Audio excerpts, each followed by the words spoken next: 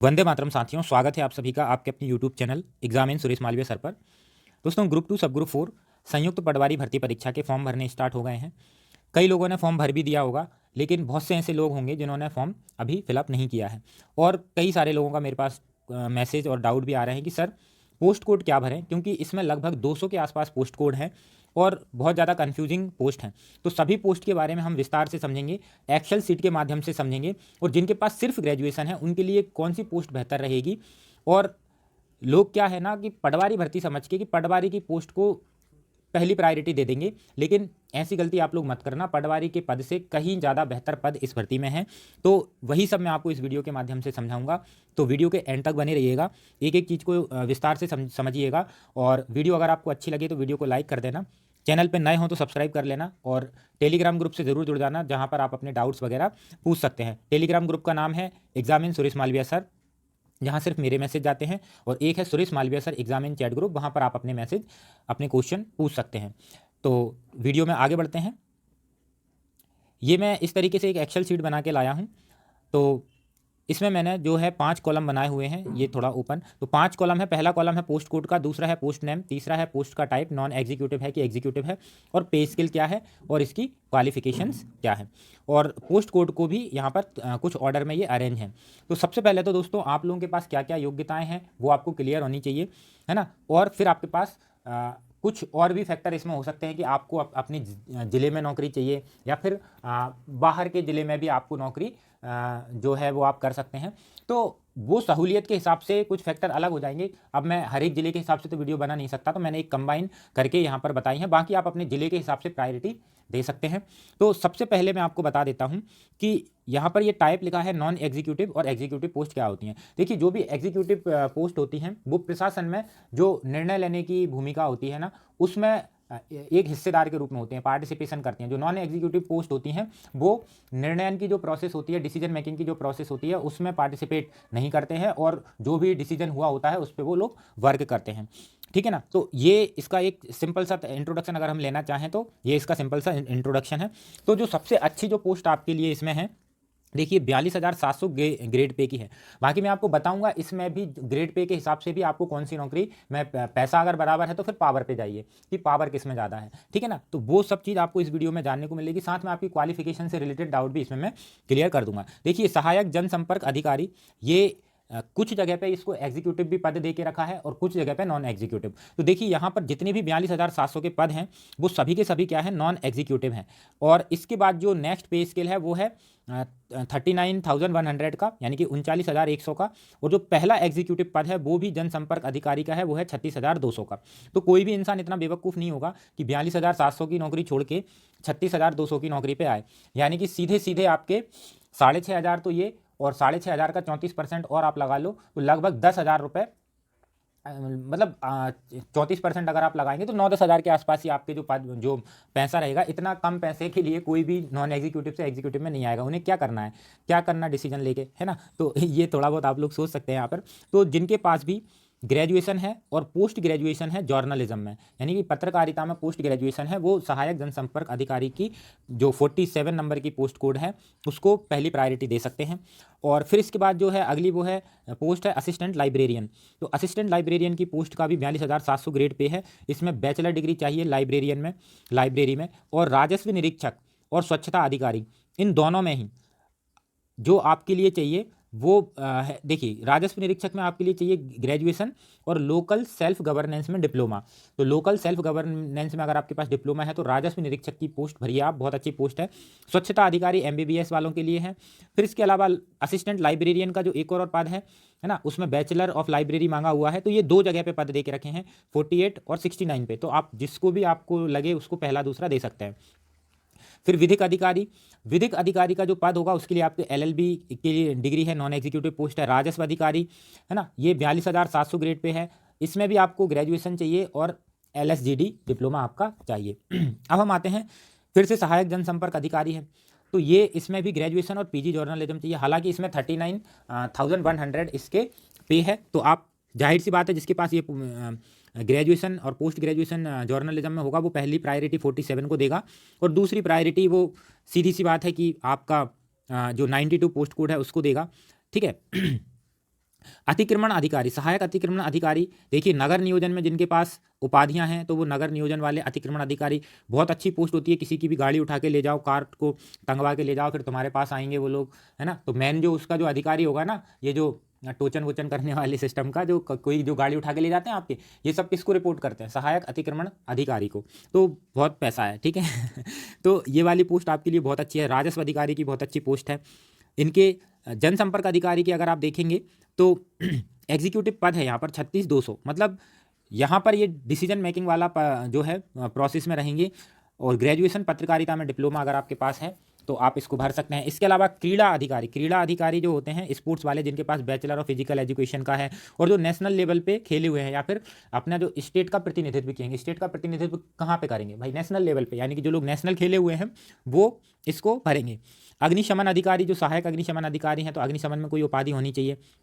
तो देखिए, अगर आप यहाँ से मैं ऊपर से जो बता रहा हूँ ना, इनमें आपके पास अगर उपाधि नहीं है तो उनको आप छोड़ते जाएं, और जो मैं बताते जा रहा हूँ उस पोस्ट कोड को लिखते जाएं, और फिर अपने हिसाब से उसको जमा के लास्ट में जो भी आपकी योग्यता है वैसे आप लोग देंगे, है ना। अब सबका मैं एक साथ इसलिए ले आया हूँ कि जिसके पास जो योग्यता होगी वो उस ऑर्डर में ले लेगा, है ना। फिर सहायक क्रीड़ा अधिकारी की आपकी पोस्ट है 36,200, इसका पे स्केल है। अग्निशमन अधिकारी, विधि अधिकारी LLB 34,800 है। सहायक जनसंपर्क अधिकारी, तो ये देखिए सहायक जनसंपर्क अधिकारी के अलग अलग पे स्केल हैं, तो ये डिपेंड करते हैं कि सहायक जनसंपर्क अधिकारी किस जिले का है ना, तो उस जिले के हिसाब से भी इनके दे के रखे हुए हैं, तो आप यहाँ पर देख सकते हैं। फिर इसके अलावा सहायक सामुदायिक विकास संगठक या संगठन का जो पद है वो 34,800, इसमें आपको ग्रेजुएशन चाहिए और पोस्ट ग्रेजुएशन चाहिए समाजशास्त्र या फिर सोशल वर्क में, तो बहुत अच्छा पद है ये सहायक सामुदायिक विकास संगठन। फिर सहायक जनसंपर्क अधिकारी की ये है एग्जीक्यूटिव पोस्ट है, तो आप सीधी सी बात है कि ये जो पद है यहाँ पर सहायक जनसंपर्क अधिकारी 61 नंबर का, और यहाँ पर एक और आपका जो सहायक जनसंपर्क अधिकारी है आपका 41 नंबर का, तो आप सीधी सी बात है 61 नंबर को पहले भरेंगे क्योंकि ये एग्जीक्यूटिव पोस्ट है, और 41 नंबर को बाद में भरेंगे क्योंकि ये नॉन एग्जीक्यूटिव पोस्ट है, ठीक है ना। यहाँ पर आप देख सकते हैं सीधा सीधा अंतर भी दे के रखा है कि पत्रकारिता में यहाँ पर सिर्फ आपको डिप्लोमा चाहिए, यहाँ पर आपको पोस्ट ग्रेजुएशन चाहिए जर्नलिज्म में, ठीक है। तो ये आप देख लेंगे, जो भी जर्नलिज्म से रिलेटेड है वो तो वैसे ही बहुत समझदार हो जाते हैं। फिर ये असिस्टेंट लाइब्रेरियन है, अग्निशमन है, इनके लिए ये जो पद है परिवहन स्वच्छता, ये आप इस हिसाब से आप अपने पद भरते जाइए। सामुदायिक विकास संगठन, इसमें भी आपके लिए क्या है ना, जिले वाइज पोस्ट है, तो आप जो आपका पास का जिला हो उसको पहली प्रायोरिटी के हिसाब से आप भर देंगे, ठीक। क्रीड़ा अधिकारी, फायर ऑफिसर जिसके पास अग्निशमन में उपाधि है, असिस्टेंट परिवहन एवं यातायात, बहुत बहुत अच्छी पोस्ट है, पावरफुल पोस्ट है। यातायात एवं परिवहन में जिसके पास उपाधियां हों वो इसको कर सकते हैं।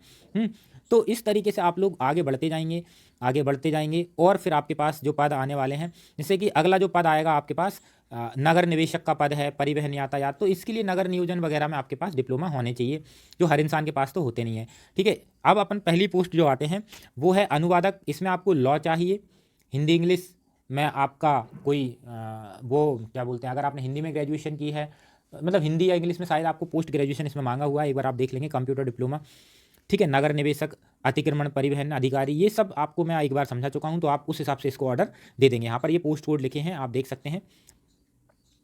थोड़े से हम आगे बढ़ेंगे इसमें, तो हमारे पास अब आने वाले हैं हमारे काम के जो बहुत ही ज़्यादा फेमस पद होने वाले हैं। तो देखिए ग्रामीण विस्तार, ग्रामीण विस्तार जो आपके पर्यवेक्षक होंगे, ये नॉन एग्जीक्यूटिव पोस्ट है, 32,800 इसका पे है। जिसके पास भी वेटनरी साइंस, कॉमर्स, बायोलॉजी और एग्रीकल्चर, ध्यान देना, एग्रीकल्चर से हो, कॉमर्स से हो, बायो से हो और वेटनरी से हो, वही सिर्फ इस पदों को भरेंगे, ठीक है ना। ये बैकलॉग का पद है, यहाँ पर लिखा है बैक, तो ये बैकलॉग का पद है, तो आप इस हिसाब से अपने ऑर्डर दे सकते हैं यहाँ पर इन चीज़ों का, ठीक है। शिक्षक, क्या कुछ ज़्यादा आ गया क्या, मैं यहाँ से चले थे हम, अच्छा ज़्यादा आगे नहीं आया, अच्छा वहीं हूँ, ठीक है ना, हाँ ठीक है, ओके। ये शिक्षक वाले पद क्या थे ना, लास्ट में थे, तो मुझे लगा कि ये पहले कैसे आ गए पर वो पे स्केल के हिसाब से पहले आ गए होंगे, ठीक है, कोई दिक्कत नहीं है। अगर कोई शिक्षक है जिसने ग्रेजुएशन के साथ बीएड किया है और बीएड के साथ एटसेट्रा लिखा हुआ है, इसका मतलब ये है कि उसको ना दृष्टि बाधित बच्चों को पढ़ाने का एक्सपीरियंस या डिप्लोमा होना चाहिए। आप देख पाएंगे एग्जीक्यूटिव पोस्ट है, बहुत अच्छे पद है, आप इस हिसाब से इनको भर सकते हैं। फिर अगला जो पद आएगा ना, ये पद बहुत ही ज़्यादा पावरफुल है, समग्र सामाजिक सुरक्षा विस्तार, 32,800 का ग्रेड पे है। कितना? 32,800 का। कुछ नहीं चाहिए, ग्रेजुएशन चाहिए, कंप्यूटर में डिप्लोमा चाहिए। अधिकतम लोगों के पास कंप्यूटर डिप्लोमा होता है, तो आप ग्रेजुएशन के साथ सबसे पहली प्रायोरिटी इसको दे सकते हैं, ग्रेजुएशन के साथ अगर कंप्यूटर का डिप्लोमा है तो। समग्र सामाजिक सुरक्षा विस्तार अधिकारी, बहुत अच्छी पावरफुल पोस्ट है, एग्जीक्यूटिव पोस्ट है। तो जिनके पास भी ग्रेजुएशन है, डिप्लोमा अगर उन्होंने किया है कंप्यूटर का 1 साल का, तो वो आप इसमें जाइए। और ये जो अगला जो पोस्ट कोड है 41 ये दिव्यांग लोगों के लिए है, तो आप इसको देख सकते हैं। आशु लिपिक यहाँ पर लिखा हुआ है, तो ग्रेजुएशन चाहिए, PGDCA चाहिए, और आशु लिपिक में आपको जो भी आपका सर्टिफिकेट है वो चाहिए। सहायक ग्रंथपाल, लाइब्रेरी, कंप्यूटर डिप्लोमा, परिवीक्षा अधिकारी, है ना, ये आपके लिए लॉ चाहिए। हाँ, यहाँ पे आप लोग आ सकते हैं।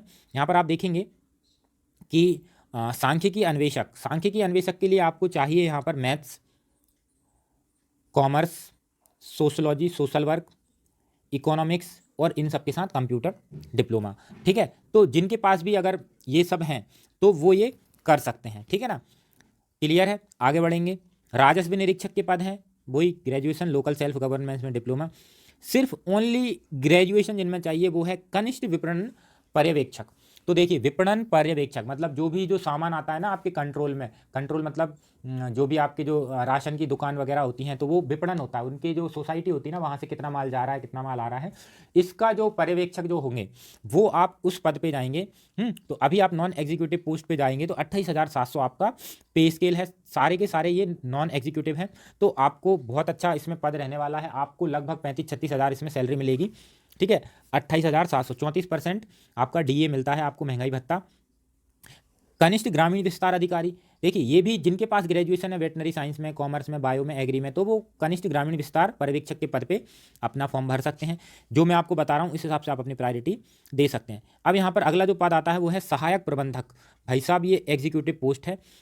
अगर आपको विपणन और सहायक प्रबंधक में से कोई एक चुनना हो तो आप बहुत कन्फ्यूज हो जाएंगे, और अगर मुझे चुनना होगा तो मैं सहायक प्रबंधक चुनूंगा, क्योंकि ये एक एग्जीक्यूटिव पोस्ट है। ठीक है ना, ये जो विपणन वाली पोस्ट है ना, ये नॉन एग्जीक्यूटिव है, पे स्किल दोनों का सेम है, तो मैं इसको चुनूंगा क्योंकि मेरे पास इंजीनियरिंग भी है।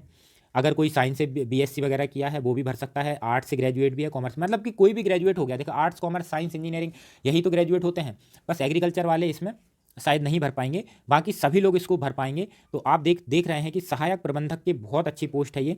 तो अगर कोई मुझसे पूछे कि कनिष्ठ विपणन में और इसमें कौन सा आप लोग चुनोगे, तो मैं सहायक प्रबंधक को, क्योंकि ये एक मैनेजिंग पोस्ट है, मैनेजर की पोस्ट है। ठीक है ना।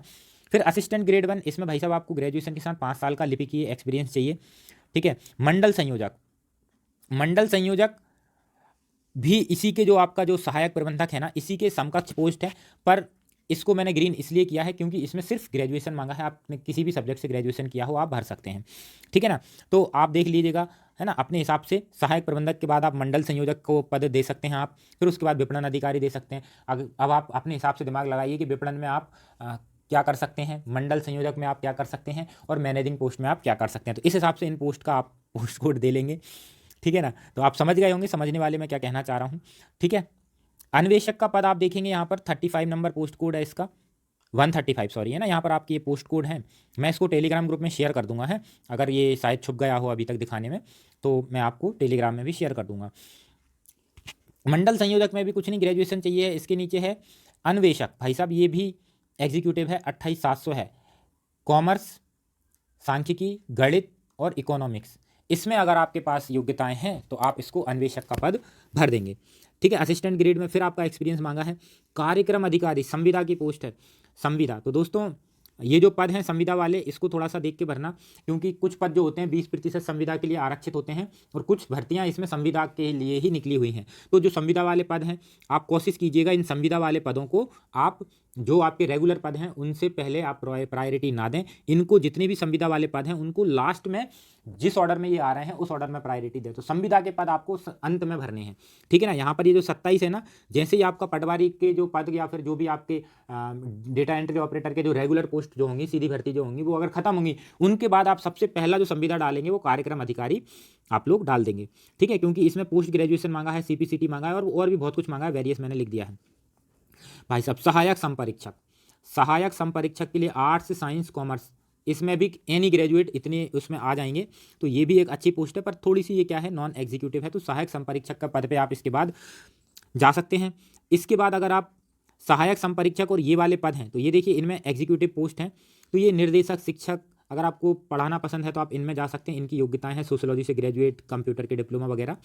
ठीक है ना। डेटा एंट्री ऑपरेटर का पद है आपका 26 पोस्ट कोड है, 25,300, बहुत अच्छा इसमें वो है। जिसके पास भी 1 साल का एक्सपीरियंस है तो आप इसमें जाइए। जिसके पास एक्सपीरियंस नहीं है वो इससे थोड़े नीचे भी एक पद दे के रखा है 146 पे। आप देखिए, श्रम उपनिरीक्षक, श्रम उपनिरीक्षक का जो पद है 25,300, भाई साहब एग्जीक्यूटिव पोस्ट है, ग्रेजुएशन बस मांगिए। तो आप खुद बताइए पटवारी से कितने अच्छे पद हो जाएंगे आपके ये। श्रम उपनिरीक्षक हुआ, सहायक विकास विस्तार अधिकारी हुआ, और 25,300 पे आप यहाँ पर देखेंगे सहायक संपरीक्षक के जो पद हैं, है ना। ये जो पद हैं इनमें आप देखेंगे संपरीक्षक तो आप थोड़ा हो सकता है बाद में भरें क्योंकि नॉन एग्जीक्यूटिव है, पर आप यहाँ पर देखिए कि श्रम उपनिरीक्षक बहुत अच्छी पोस्ट है, सहायक विकास विस्तार अधिकारी, मतलब ये ऑफिसर वाली पोस्ट है। तो आपकी सैलरी तो इसमें अच्छी है ही, साथ में आपके पास एग्जीक्यूटिव पोस्ट आ रही है सिर्फ ग्रेजुएशन में, ठीक है ना। पर्यवेक्षक देखिए, ग्रेजुएशन चाहिए आपको सोशोलॉजी में, है ना। सहायक, एक सहायक की पोस्ट है, बैकलॉग पोस्ट है, इसमें आपको ग्रेजुएशन चाहिए, फर्स्ट डिवीजन में कंप्यूटर डिप्लोमा सीपीसीटी चाहिए, है ना। तो ये आप इसमें आप भर सकते हैं। हाउस मास्टर की जो पोस्ट है वो आप सोशोलॉजी से अगर आपने ग्रेजुएशन किया है तो आप भर सकते हैं। प्रचार सहायक ग्रेजुएशन प्लस डेस्कटॉप पब्लिशिंग आपने किया है, एग्जीक्यूटिव पोस्ट है। डिस्पैच क्लर्क, डिस्पैच क्लर्क की सारी पोस्ट आपकी नॉन एग्जीक्यूटिव हैं, 22,100 है ना। तो ये जो यहाँ से आपके जो पद आएंगे ना, मैं आपको बता देता हूँ कहाँ से। इस पोस्ट के बाद से सहायक विस्तार अधिकारी के बाद से जो पद आएंगे, यहाँ के बाद आप पटवारी की को प्रेफरेंस दे सकते हैं, क्योंकि पटवारी आप यहाँ के बाद भरेंगे तो ज़्यादा सही रहेगा। इसके बाद क्योंकि ये जो दिख रहा है ना, इनमें भले ही आपके यहाँ पर आप देख पा रहे हैं 22,700 हो इसमें, है ना। तो ये समकक्ष है, पटवारी से थोड़ा सा ज़्यादा ग्रेड पे ज़्यादा हो सकता है। हालांकि ये भी देखिए हाउस मास्टर है, ये भी एग्जीक्यूटिव पोस्ट है, लेकिन यहाँ पे आप देख पाएंगे कि पटवारी यहाँ पर बेस्ट हो जाता है। किसके बाद? सहायक विकास विस्तार अधिकारी के बाद में आप पटवारी की पोस्ट भरिए। और पटवारी में भी आपको जो भी आपका जिला हो, जो भी आपके नियर बाय जिले हों, उनको पहले, जिस जिले में ज़्यादा पोस्ट है उस जिले को पहली प्रायोरिटी मत दीजिएगा। जो आपकी सहूलियत के हिसाब से आपके पास का जिला हो उसको आप भरिए, ठीक है। तो उसमें जिलों की पोस्ट कोड आप लोग लिख लेना। फिर यहाँ पर आप देखेंगे और भी हैं, डिस्पैच क्लर्क हैं, शिक्षक हैं, स्टेनो हैं, है ना, मानसिक शिक्षक है ना, मानसिक जो रूप से विकलांग बच्चों के लिए, दिव्यांगों के लिए जो है, तो इनके लिए ग्रेजुएशन चाहिए, बीएड चाहिए और एक्सपीरियंस चाहिए, ग्रेजुएशन प्लस कंप्यूटर चाहिए। ये देखिए इसमें भी आपको कंप्यूटर डिप्लोमा आपको चाहिए, डिस्पैच क्लर्क में भी, इसमें भी आप, ये भी सारे लोगों के लिए जो ग्रेजुएशन है कंप्यूटर डिप्लोमा मोस्टली लोगों के पास होता ही है ना। संरक्षण अधिकारी है, पोस्ट ग्रेजुएशन चाहिए, सीपीसीटी चाहिए, और भी इसमें बहुत कुछ मांगा हुआ है, तो आप देख सकते हैं इस हिसाब से एग्जीक्यूटिव पोस्ट है, पर ये संविदा की पोस्ट है ना। तो संविदा की पोस्ट है तो इनको आप लोग लास्ट में ही रखना है। अनुसंधाता देखिए आप लोग मैथ्स है, पीजीडीसीए है ना, ये आपके हैं, अगर तो आप इसको जा सकते हैं। ये पटवारी की पोस्ट मैंने यहाँ पर दे के रखी है।